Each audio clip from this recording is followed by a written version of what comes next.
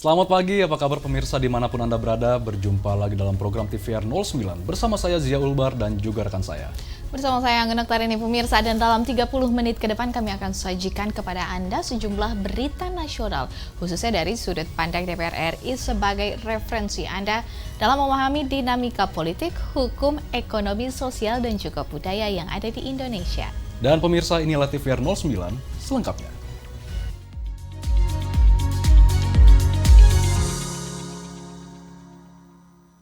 Pemirsa, Ketua Komisi 2 DPR RI meminta pemerintah memastikan dana beasiswa Otsus dibayarkan tepat waktu agar studi para mahasiswa Papua tidak terganggu. Sejumlah mahasiswa orang asli Papua atau OAP yang berkuliah di luar negeri khususnya Australia mengeluhkan transfer dana beasiswa yang terlambat. Hal ini diduga terjadi karena transisi birokrasi dan keuangan pasca pemekaran Papua dari 2 provinsi menjadi 6 provinsi. Ketua Komisi 2 DPR RI, Rifki Nizami Karsayuda mengatakan, putra-putri Papua yang sedang mengenyam pendidikan di luar negeri tersebut tak mampu membayar biaya pendidikannya karena transfer dana Otsus yang terlambat. Akibatnya, para mahasiswa tersebut terpaksa bekerja untuk mencukupi kebutuhan perkuliahan. Beberapa waktu terakhir saya menerima masukan, saran, kritik dari Persatuan Pelajar Indonesia di beberapa negara yang mereka adalah orang asli Papua yang sedang sekolah di luar negeri. Itu sebagian, saya tidak tahu, mudah-mudahan ini tidak terjadi di Provinsi Papua Barat Daya. Mereka kesulitan untuk membayar SPP-nya, tuition fee-nya. Kenapa? Karena transfer ke mereka tersendat. Begitu kita cek kenapa tersendat, karena ternyata setelah hadir 4 provinsi baru, proses pembagian dalam tanda kutip dana Otsus yang dulunya dari 2 induk yang ada ke provinsi-provinsi baru, itu prosesnya sangat birokratis dan juga tersendat.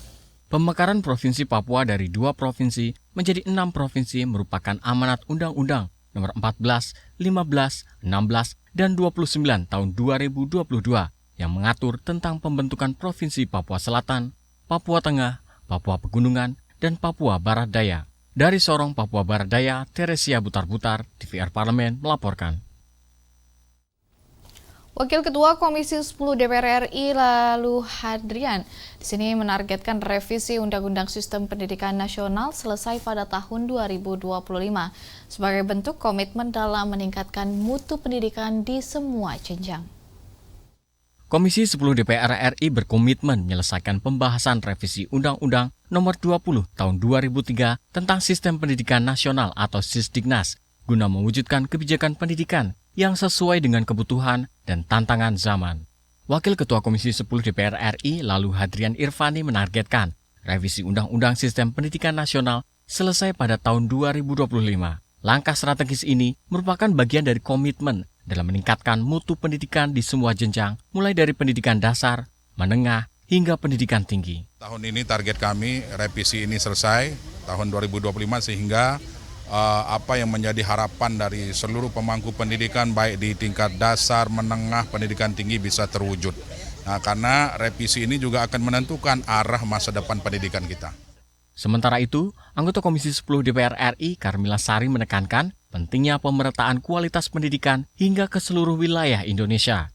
Ia berharap revisi Undang-Undang Sisdiknas mampu membuka akses yang lebih luas bagi generasi muda untuk mendapatkan pendidikan yang berkualitas. Yang tentunya kita berharap yang sejak dari tahun 2003 Undang-Undang Sisdiknas ini sudah berumur 22 tahun, jadi tidak cocok lagi kalau diadaptasikan dengan kondisi sekarang.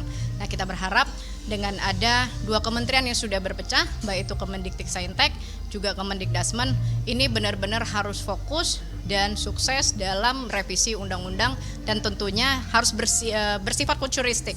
Jadi tidak berubah-berubah dalam waktu dekat dan ini betul-betul bisa mengakomodir kebutuhan daripada Sisdiknas yang betul-betul diperlukan.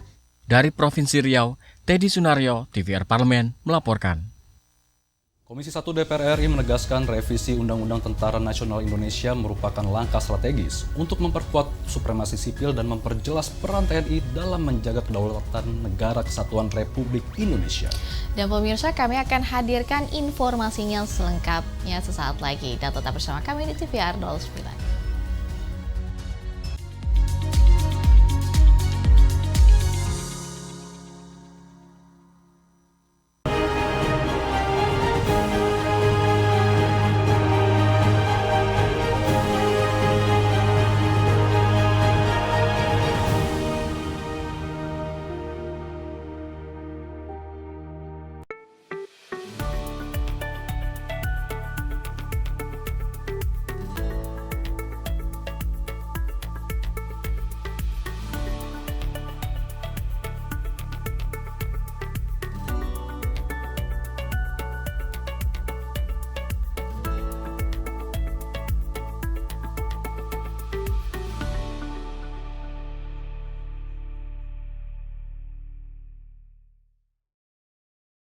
Segala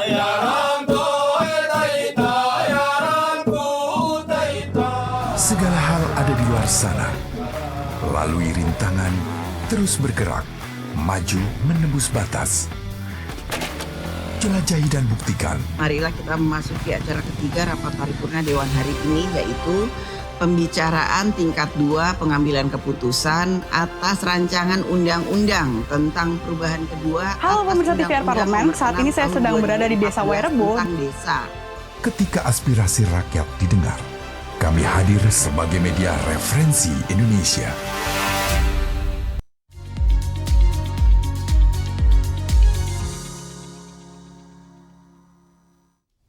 Pemirsa, kembali bersama kami di TVR 09. Anggota Komisi 1 DPR RI Sabam Raja Guguk mendorong pemerintah meningkatkan kesejahteraan prajurit mulai dari kenaikan uang makan dan tempat tinggal untuk dapat dimasukkan dalam pembahasan RAPBN tahun 2026 mendatang.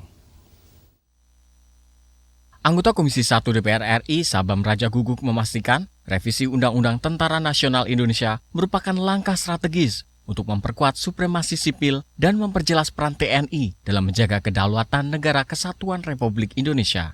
Perubahan ini juga memberikan legalitas terhadap tugas yang selama ini sudah dijalankan oleh anggota TNI. Sabam mendorong pemerintah meningkatkan kesejahteraan prajurit mulai dari kenaikan uang makan dan tempat tinggal untuk dapat dimasukkan dalam pembahasan RAPBN tahun 2026 mendatang. Perubahan revisi Undang-Undang TNI itu kan pertama-tama adalah menjelaskan kedudukan TNI, ya, kedudukan TNI di bawah sipil, di bawah supremasi sipil, dan juga tugas pokoknya. Lalu perubahan yang lain adalah penambahan tugas-tugas dalam operasi militer selain perang, yang sebenarnya sudah banyak selama ini sudah dijalankan tapi dimasukkan dalam undang-undang untuk mendapatkan legalitasnya lah, gitu ya. Dan perubahan yang terakhir adalah mengenai usia pensiun. Kalau mengenai kesejahteraan itu tidak, memang itu di bawah itu tidak diatur dalam undang-undang ini, tapi itu terus diperjuangkan. Lebih lanjut, Sabam juga menambahkan anggota TNI tidak boleh terlibat dalam politik praktis. Dengan demikian, revisi ini dapat memperkuat peran TNI untuk mempertahankan kedaulatan NKRI. Dari Maluku, Alfredo Tahapari, TVR Parlemen melaporkan. Anggota Komisi 2 DPR RI Taufan Pawe menyoroti rendahnya kemandirian fiskal Kabupaten Lebak yang masih bergantung pada dana transfer dari pemerintah pusat sebesar 81%.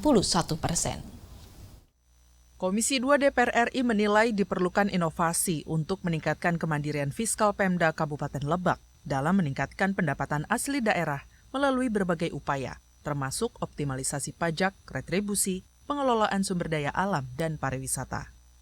Anggota Komisi 2 DPR RI Taufan Pawe menyoroti rendahnya kemandirian fiskal Kabupaten Lebak yang masih bergantung pada dana transfer dari pemerintah pusat sebesar 81%. Menurutnya, perlu upaya ekstra dari Kabupaten Lebak untuk mendorong peningkatan kemandirian fiskal. Kita melihat faktanya tadi bahwa Kabupaten Lebak ini kemandirian fiskalnya masih minim. Dia masih tergantung dengan dana-dana dari pemerintah pusat, dana transfer dari pusat itu 81%. Berarti kemandirian fiskal daerah ini baru 19%. Lebih lanjut, Wakil Ketua Komisi 2 DPR RI Zulfikar Arse Sadikin menekankan perlunya inovasi dari Pemda Kabupaten Lebak untuk meningkatkan pendapatan asli daerah.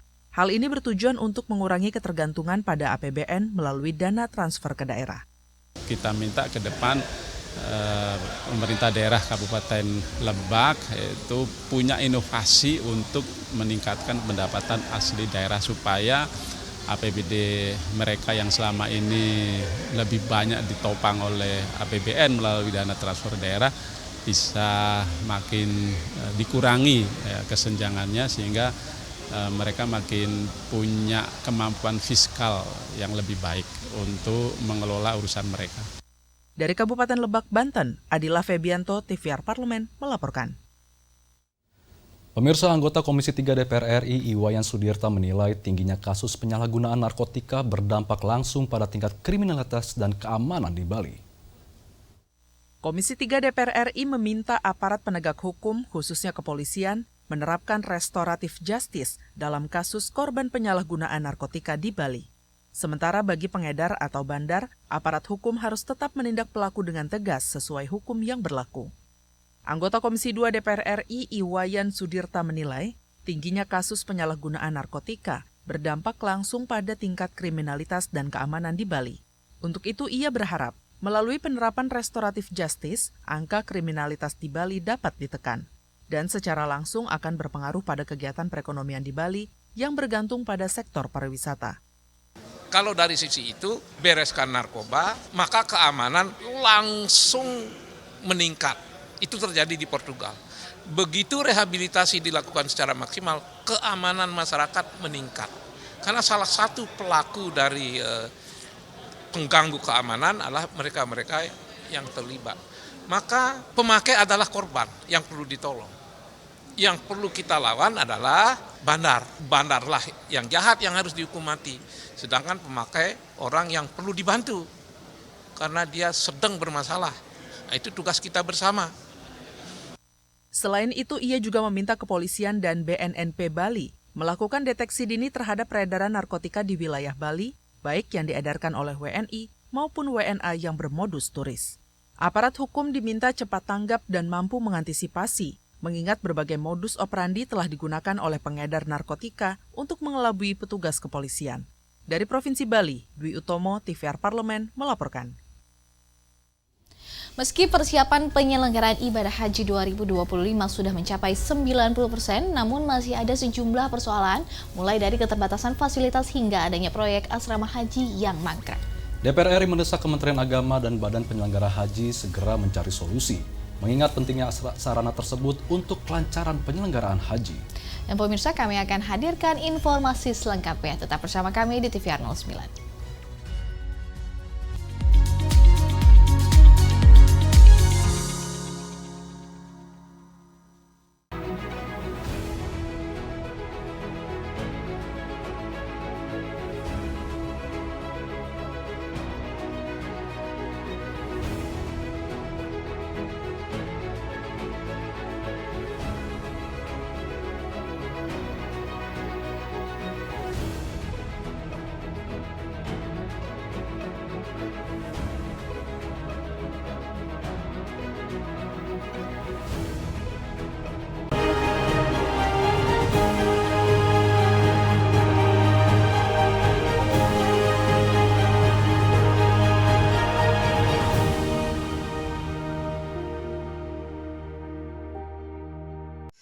Kehadiran mereka tidak hanya mewakili suara perempuan, tetapi juga membawa perspektif yang beragam serta pengalaman hidup yang unik ke dalam proses pembuatan kebijakan.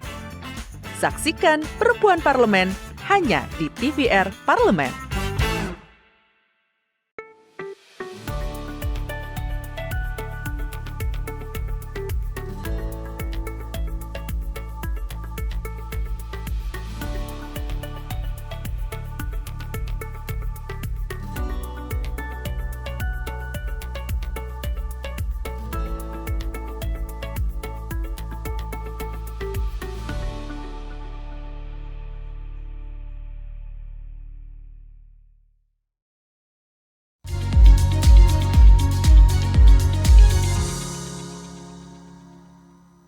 Anda kembali di TVR 09. DPR RI mendorong pelayanan terhadap jemaah haji Indonesia terus dievaluasi dan juga ditingkatkan. DPR RI bersama pemerintah berkomitmen agar jemaah haji Indonesia mendapatkan pelayanan dan fasilitas yang terbaik sehingga para jamaah dapat fokus menjalankan seluruh ibadah haji.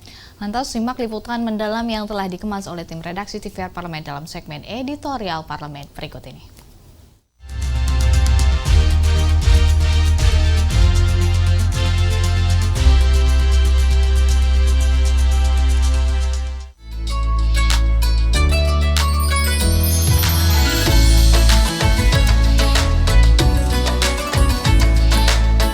DPR RI menilai persiapan penyelenggaraan ibadah haji tahun 2025 disebut sudah mencapai 90%.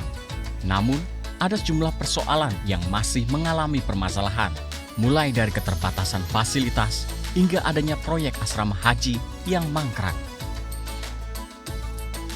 Permasalahan lebih dalam ditemukan pada proyek-proyek pembangunan asrama haji. Beberapa asrama dilaporkan mangkrak akibat kekurangan dana sekitar 30%. DPR RI mendesak Kementerian Agama dan Badan Penyelenggara Haji segera mencari solusi, mengingat pentingnya sarana tersebut untuk kelancaran penyelenggaraan haji. Tadi insya Allah persiapannya sudah 90% lah untuk embarkasi. Tapi memang kita harapkan ini ada beberapa embarkasi yang memang agak bermasalah. Seperti tadi disampaikan, kita menyoroti kemarin teman-teman yang bertiga kasal atas satu asrama haji yang memang mangkrak ya. Jadi kita menyoroti juga di pembangunan beberapa daerah untuk embarkasinya asrama haji. Itu memang yang rusak juga, kondisi memprihatinkan.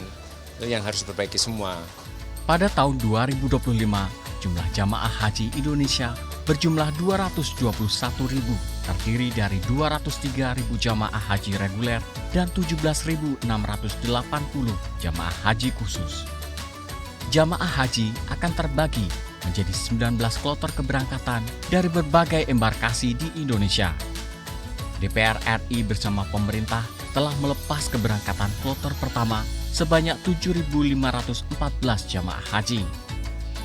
Dalam hal ini, DPR RI meminta pemerintah menyiapkan pendampingan khusus bagi jemaah lansia dan perempuan agar memudahkan dalam menjalankan ibadah haji. DPR RI mendorong pelayanan terhadap jamaah haji Indonesia terus dievaluasi dan ditingkatkan. Jangan sampai ada jamaah haji yang lelah akibat menunggu antrian keberangkatan. Kita sudah lakukan dari awal koordinasi dan komunikasi yang baik ya.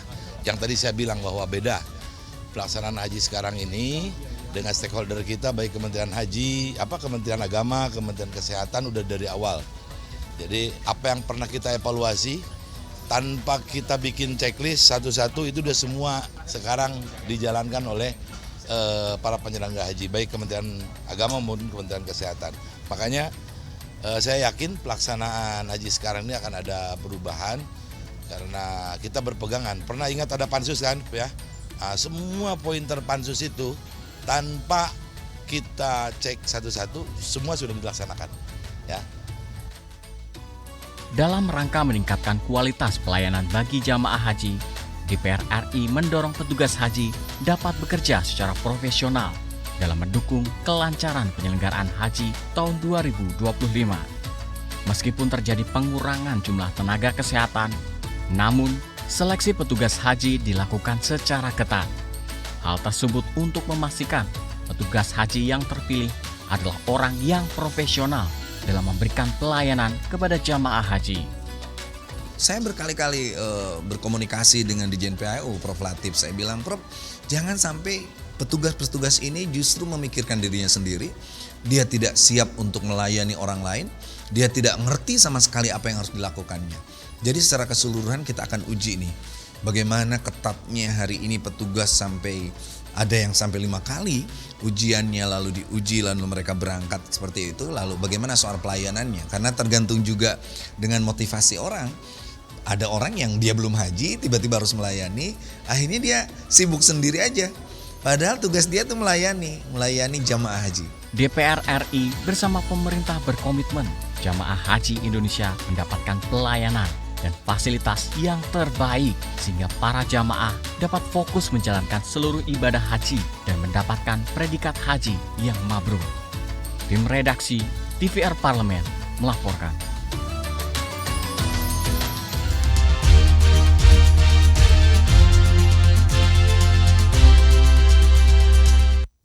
Ada informasi menarik nih bagi pemirsa warga Jakarta dan sekitarnya yang butuh liburan singkat di tengah padatnya aktivitas.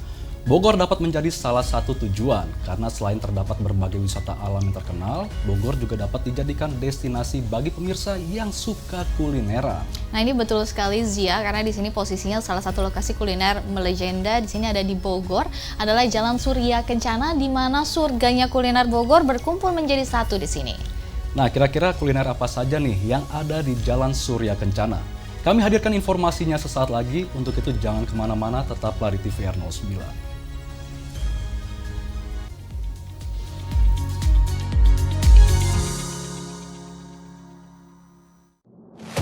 Bapak Ibu ini kan orang-orang pintar setaunya saya di Kemendikbud. Ya, hakim yang memutuskan vonis bebas mereka sakit semua. Kalau memang ada yang terlibat, langsung pecat Pak, langsung beri sanksi. Usulkan.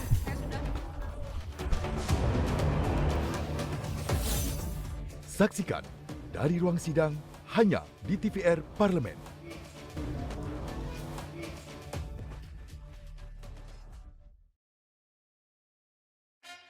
Yuk kita kenalan dengan anggota DPR RI periode tahun ini. Dari depan kursi, di balik kursi, gini, di balik kursi. Aku ingin menjadi sesuatu yang mungkin bisa kau rindu. Acap kahiji, rukun sakabehna, gitulah pokok nama. Semakin penasaran kan bagaimana kiprah karir politiknya? Hanya di TVR Parlemen.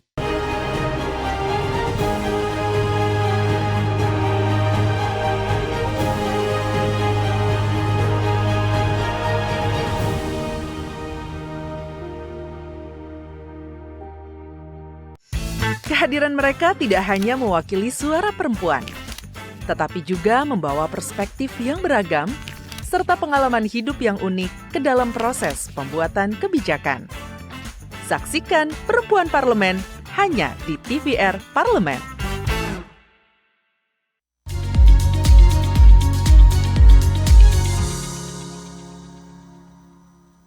Anda kembali di TVR 09. Jalan Surya Kencana merupakan salah satu jalan di Kota Bogor, Jawa Barat yang terkenal sebagai pusat kuliner. Salah satunya yang terkenal adalah cungkring. Panganan yang disajikan dengan kuah kacang, disajikan dengan lontong dan juga peyek. Wah, menarik sekali Anggun. Tidak hanya sebagai pusat kuliner, ternyata jalan ini sudah ada sejak zaman Belanda yang dibangun oleh Gubernur Jenderal Dendels pada tahun 1808.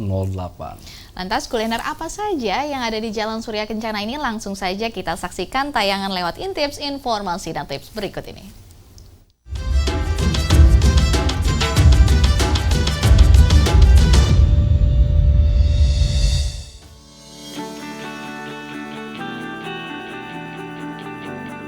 Bogor menjadi salah satu destinasi wisata favorit bagi warga Jakarta dan sekitarnya yang ingin sejenak melepas penat.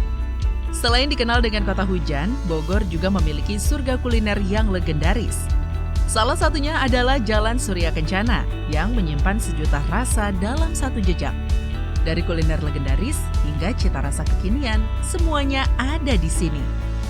Intips kali ini akan membawa pemirsa untuk menjelajah berbagai kuliner terbaik di Surya Kencana dan mencicipi hidangan yang melegenda. Yuk kita intip selengkapnya. Destinasi ini bukan sekedar tempat wisata biasa, melainkan sebuah pengalaman yang menggabungkan kuliner lezat, tradisi unik, dan panorama alam yang memukau. Mari kita telusuri lebih dalam. Di Jalan Surya Kencana, pemirsa dapat menemukan cerita-cerita menarik tentang kuliner, budaya, dan kehidupan masyarakat sekitarnya. Tempat ini terkenal dengan ragam kuliner yang menggoda selera. Mulai dari makanan tradisional hingga hidangan modern, semua bisa pemirsa temukan di sini. Apa saja sih kuliner yang wajib pemirsa icip-icip saat di Jalan Surya Kencana? Let's check it out! Kuliner pertama yang wajib pemirsa coba bila berkunjung ke Jalan Surya Kencana adalah cungkring. Cungkring merupakan kuliner khas Bogor yang dibuat dari cingur atau bibir dan kaki sapi yang dimasak menyerupai sate. Cungkring dibumbui dengan bumbu kuning, lalu dipanggang hingga matang. Di gerai Cungkring Pak Jumat, pemirsa dapat menikmati cungkring dengan harga Rp17.000 seporsinya. Dalam penyajiannya, cungkring akan dihidangkan bersama dengan potongan lontong, peyek, dan disiram kuah kacang kental. Wah, bikin perut keroncongan nih. Selanjutnya ada soto kuning. Soto ini adalah salah satu kuliner legendaris yang ada di Jalan Surya Kencana. Tak heran, soto ini selalu ramai oleh pengunjung. Soto kuning khas Bogor ini memiliki kuah kaya rempah dengan daging yang empuk. Berisi daging sapi yang empuk dan berbagai macam isian lain seperti paru, kikil, dan babat membuat soto ini begitu istimewa. Agar cita rasa semakin sedap, pemirsa dapat menambahkan sambal dan jeruk nipis. Jadi ngiler nih. Sangat cocok dinikmati di cuaca Bogor yang sejuk ya pemirsa. Tak lupa kita coba segarnya asinan gedung dalam. Perpaduan antara sayuran dan buah dengan bumbu kacang dan cuka membuat asinan ini punya rasa yang asam, manis, pedas, dan menyegarkan. Bagi pemirsa penggemar asinan wajib untuk mencoba asinan gedung dalam. Dijamin lidah Anda akan dimanjakan dengan perpaduan dan kesegaran rasanya. Makanan yang viral di Bandung ini dapat juga pemirsa nikmati di Jalan Surya Kencana, yakni bacang panas. Bacang panas berbeda dengan bacang biasa karena disajikan hangat-hangat.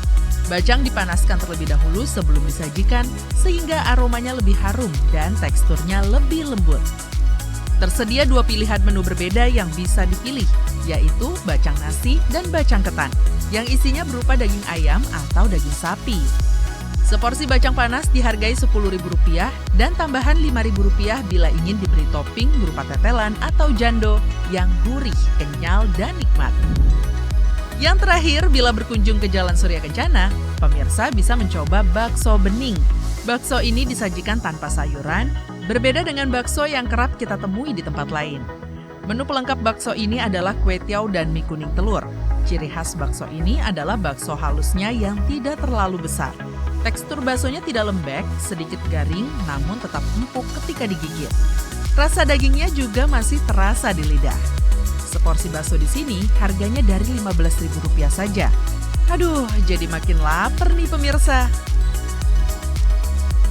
Itulah tadi kuliner khas di Jalan Surya Kencana yang akan memanjakan lidah pemirsa. Selain kulineran, tempat ini juga menyajikan sejarah dan kearifan lokal. Sepanjang jalan terdapat banyak bangunan tua bergaya kolonial yang masih terjaga keasliannya. Pemirsa tak hanya bisa mencicipi makanan enak, tapi juga dapat menikmati sejarah dan tradisi yang pernah ada di jalan ini. Suasana semakin hidup dengan obrolan pelanggan, suara pedagang yang menawarkan dagangan, dan dentingan alat masak yang sibuk bekerja. Jadi, tunggu apa lagi pemirsa?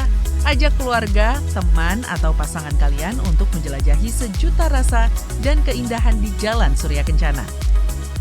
Sekian liputan Intips kali ini, sampai jumpa di liputan Intips berikutnya.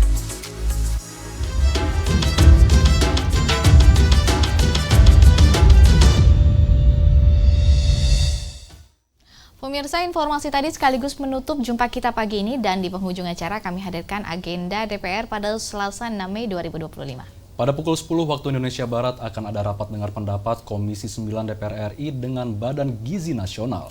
Lalu pada pukul 13 waktu Indonesia Barat akan ada rapat Komisi 5 DPR RI dengan Kepala BMKG dan juga Kepala BNPB ataupun Basarnas. Dan sejumlah agenda serta program DPR lainnya masih dapat Anda saksikan secara langsung di TVR Parlemen melalui kanal utama, kanal komisi, dan kanal alat kelengkapan Dewan lainnya yang dapat Anda akses di tvr-parlemen.dpr.go.id. Baik pemirsa TVR Parlemen, demikian kanal TVR 09 edisi pagi hari ini. Dan segera kru TVR Parlemen yang bertugas mengucapkan terima kasih telah menyaksikan TVR 09 hari ini. Saya Angga Noktarini dan juga rekan saya. Saya Zia Ulbar, sampai jumpa di TVR 09 selanjutnya. TVR Parlemen, Referensi Indonesia.